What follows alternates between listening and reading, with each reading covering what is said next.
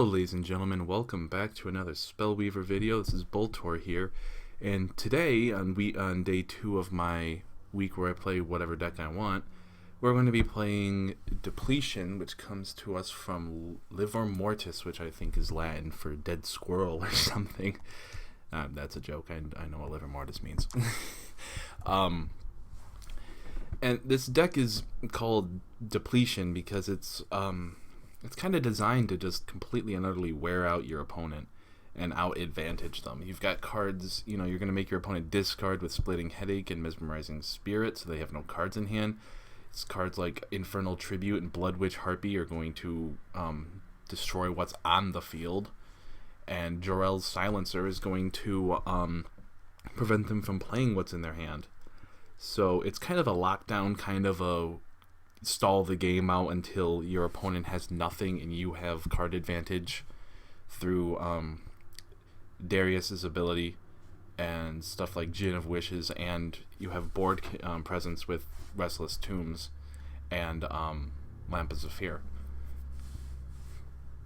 So we're just going to hop right into a game. I apologize if I belch on the mic. I ate just right before I did this because it's been a somewhat busy day already. Been seeing a lot of Darius on the, a lot more Darius than I thought.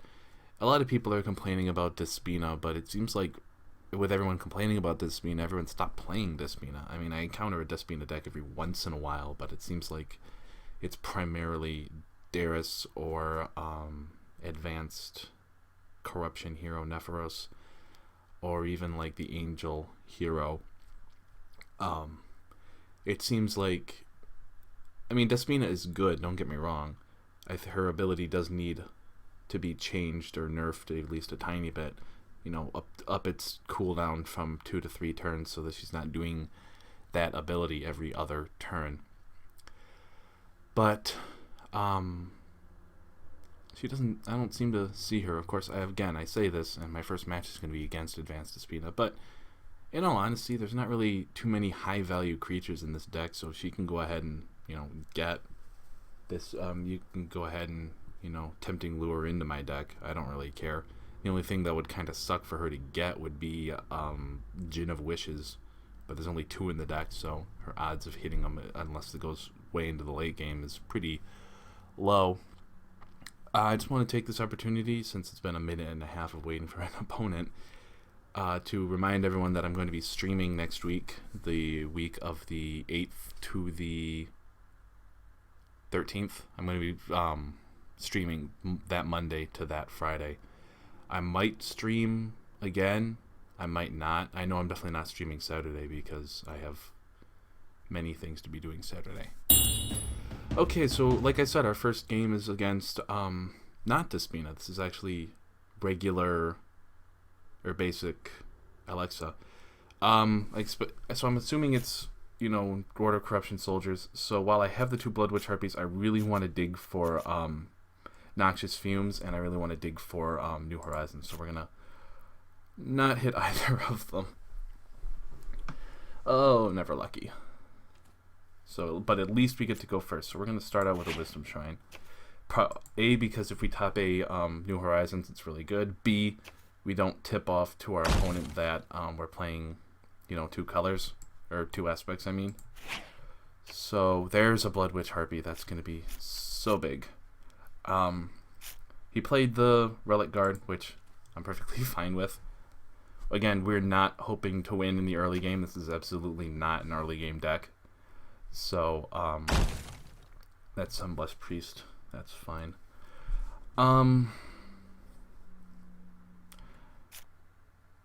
Is there really anything? I think I'm going to play this out just because I want a creature on board, and Angelic Might is probably the only target.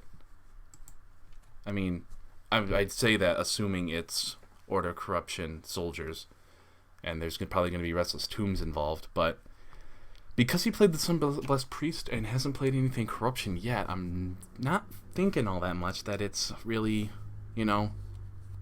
Order Corruption Soldiers. Well, that's a thing. Well, that's 3 damage that's not going to our face, and he's only going to gain 1 hit point out of that exchange. So, now we get 2. He's going to go ahead and pass the turn, because he doesn't have anything else he can do. It's an interesting card, one I kind of hope to play more of, but it's just, at 3 mana, it's really just not all that viable. Maybe if it was 2 mana. Well, we're going to draw a card. We're going to get another Power Engineer, which is good. We're just going to play the Blood Witch Harpy, and he's probably going to sack off his Relic Guard. But that's fine, because Blood Witch Harpy gobbles up just straight up Sunblessed Priest, so I don't necessarily mind.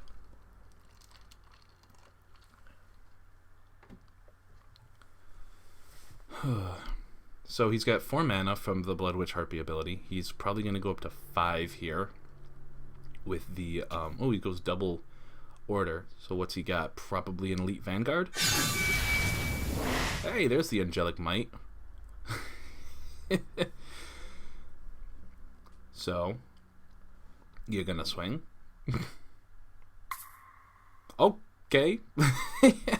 Okay. That was a thing. All right. Well, so you guys got to see at least a little bit through there. Whoops. Let's not click that for like the 15th time playing doing these videos. At least you guys got to see a little bit that game of the early game kind of board control that you can get in this deck. I've played half a dozen games with this deck so far, and still, oh, here we go again. I still have yet to play or to draw a single copy of Noxious Fumes. Again, we want the New Horizons, so we're going to draw again. Alright, well, at least we got the Mesmerizing Spirit and the Restless Tombs. This is something that just happens for anyone who plays, you know, friendly or ranked. You get paired up against the same person a lot because of the... Oh, there's the Noxious Fumes. You know, ask and ye shall receive. That's just what happens when you've got a small player base like we'd have in Spellweaver. We don't have what is it, like 1.5 million people play Hearthstone. We don't have that big of a community, especially since this is still in closed beta, although the closed beta is coming to an end. And I am very happy to be involved with this game and to be involved in this community. It's by far the best community I've ever been involved with in any card game, and I've played a lot of card games. So we are going to... We got to play one of these for level, or for... I think we're going to play this for mana and skill. We're going to Noxious Fumes this Priest, just to get it out of the way. We're playing this because we can activate it next turn, and you know, if we can make a trade and kill off something good, then we want to, because it gives us more board presence. Alright, so we're going to play the Sanctum of the Void for level, because we have another one in hand. Now, do we play the Restless Tombs? I think we play... Well, he's got 4 cards in hand. I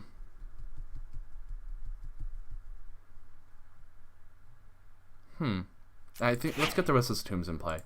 Restless Tombs is going to help us, you know, get some board presence. And I know what some of you out there are thinking. Restless Tombs, well, he just keeps killing them with his heavy infantry and, well, his Griffin Rider. But if his heavy infantry is attacking our zombies instead of our face, that's great, you know?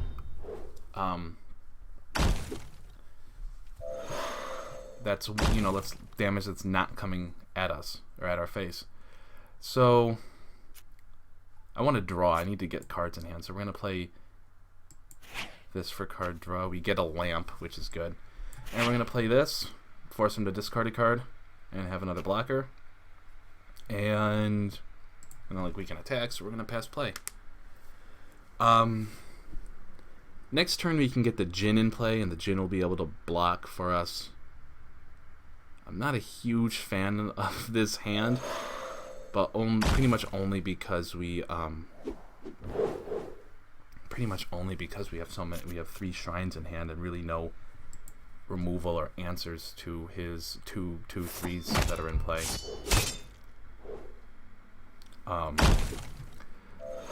The only thing I dislike about Wisdom Corruption as a combination is I feel like if you're doing if it's a control deck, then you're missing some of the more important cards from I'm blanking, Dominion. Excuse me. Alright, so we're going to play another Restless Tombs. We're going to try and just, he's going to keep attacking. We're going to keep putting out more zombies that he can handle, and we're just going to try and overwhelm him, much like zombies do. So, yep, we're just going to go ahead and pass here. So what I was, like I was saying, I prefer Dominion just because it has direct removal, like straight up, I'm going to answer your board with, say, Cataclysm or Karthos. What I really, really, really want to play, the one deck that I want to play more than anything, is a Dominion Corruption Wisdom, because I like things from all 3 of those aspects, but I just can't seem to find. The deck just doesn't want to seem to work, as it were. Okay, so we're in a decent spot. He's got a 4/5, but we can potentially kill that here in a little bit. I'm going to send away the Haunted Cemetery and hopefully hit. Alright, we're going to get the Wisdom Shrine. We're going to play this for the get the Wisdom Shrine. We are going to... First we're going to play the Djinn. Next turn we'll play the Lamp and have an answer for the Griffin Rider. But I want to play this guy because he's a good blocker, and he can block for some of our zombies so that we can start to overrun his board. And we kind of want to start using his ability to dig for answers. Good news is pretty much everything we play in this deck is skirts just below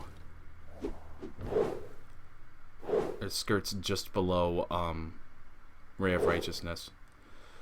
Oh, that's a move I didn't anticipate out of him. But we're going to use his ability before he dies. Get another Restless Tombs. And we're just going to lose our board. I don't know why I didn't anticipate him attacking my Djinn.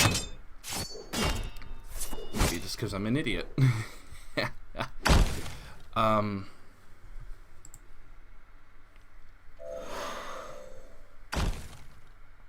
So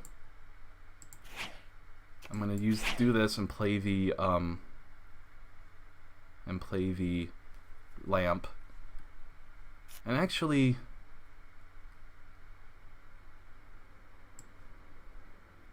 instead of activating it, I'm just gonna play the 3rd Restless Tombs. I'm not really all that worried about dying just yet, since he seems pretty well focused on my board. And, well, that sucks.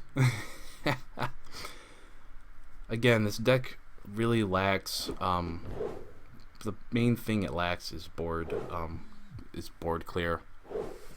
So, in situations like this, it's kind of hard to, let's see, that's 4, 5, 6, 7, 8, puts me to 4, yeah, I gotta block these 2. I suppose I could have double blocked and killed one of them, but at this point, I'm not really seeing a whole lot of answers, right? Or a whole lot of options that I think that I can draw into. I mean, right now I kind of need a power engineer, and that isn't it. Well, I can draw. This is the card I'm playing this deck for, and I still haven't had a game that I really got to use it. Well,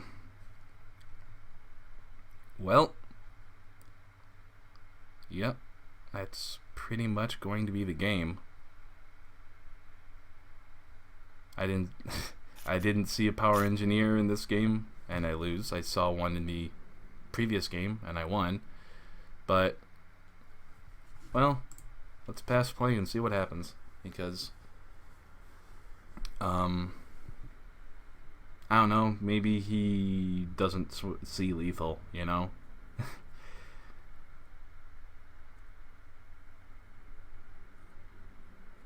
I'm not really 100% how I feel about the Haunted Cemetery in this deck. I feel like if you wanted another ability, maybe you'd play the what was that? Oh, maybe you'd play the Grand Institute for the ramp. All right. Well, let's see. We have to block this guy, and we have to block. Well, we block this here. 1, 2, 3. Still taking 5. So we have to block the 6/6 with the only creature we can.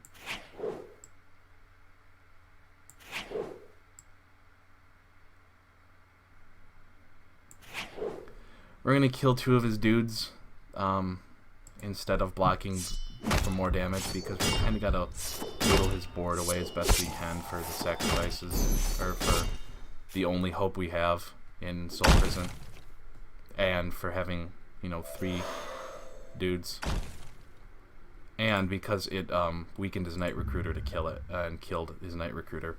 So we, at least there's that. But we basically have to draw into an answer for the Griffin Rider right now. Noxious Fumes. That's an interesting draw. Let me think. You have to kill that. I don't necessarily see an answer right now, but that doesn't mean there isn't one. If we attack and try and kill these, he's just going to block with his Relic Guards. Let's just draw another card and see what happens. Yeah. Lamp of Zephyr is the only 3-speed creature, so his Griffin Rider having an Angelic Might on it is just like GG. We have no answer for it unless he's got an empty board. Oh well. Well, we'll just go on to game 3.